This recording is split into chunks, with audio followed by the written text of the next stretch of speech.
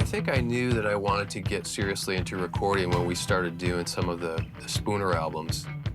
I had gotten very frustrated with some of the recording sessions I'd done when we first went to some major studios to record.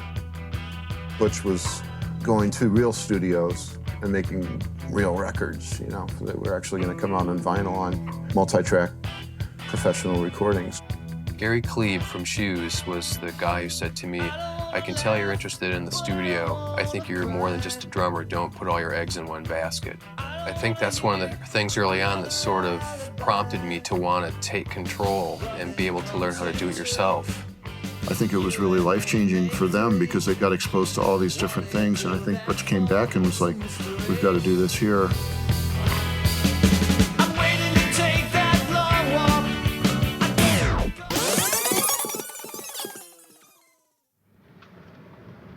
1254 East Washington was one damn ugly-looking building. It was a two-story red brick pile of junk, and it looked like a crack house.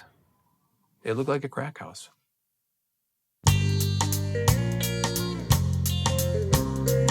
When we moved into 1254, we had a lot of acoustic experts telling us what we needed to do. And at some point, we just decided, screw it, we're just gonna do it ourselves. Tell me where we draw the line, how far can we go? I couldn't believe how lucky we were to have a real studio in Venice. I mean, a real studio. Not, tell the dog to be quiet because we're gonna overdub now.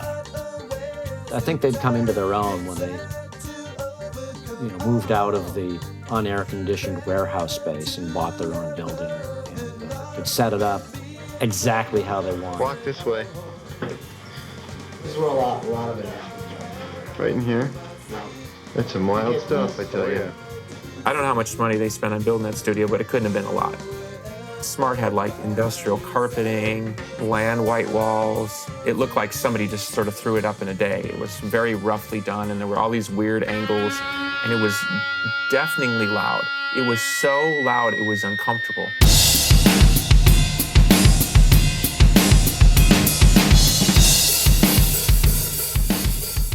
I'm a fool for romance. I'm a fool for romance.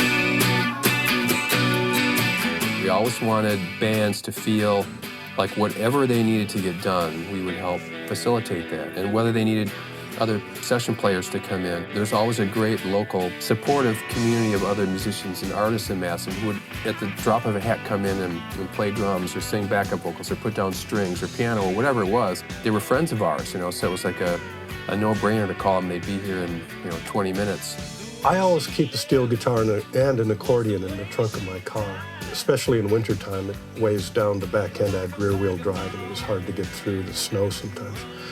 And a lot of times I'd drop by Smart, and do you have your steel guitar? Of course. And, play on this. Sure. I play on it. Very informal. There was never any sort of business relationship like that where people said, well, I need, how much money am I going to get paid? That was the last thing that would come out of someone's mouth. They didn't really care about that. They just wanted to come down and play on the session. You're surrounded by people friends. It was no big deal. It was very, very easy, very enjoyable. Never was I nervous. Never did I feel pressure. It didn't have that studio clock, sterile doctor's office thing going on. You're here, let's get it done. Let's make it right. Let's make it happen. It was a collaborative thing. Bands were coming from Milwaukee, they were coming from Chicago, Minneapolis, unloading a station wagon, unloading a U-Haul, unloading a van. I mean, there's all these people showing up in, different states of existence. Sure, let's go record a CD. Okay, let's go. Sounds like a good day for rock and roll. Barely alive, half of them, You pull up in the van, you're on a nondescript street, there's nothing around. There's a bar next door with some food. You load your crap out, maybe somebody from the studio comes and grabs your stuff. It was an innocent time in that you had no understanding other than you just had to get something done. When bands came into Smart, they were able to shut the rest of the world out and just focus on making music. And I think that's one of the reasons that people love to come there. There wasn't anything to think about at Smart except for the sound, the old style machine, and the grilled cheese sandwich, right? I mean, and that was it. I mean, that was all you needed to think about to get through the day, because that was all there was.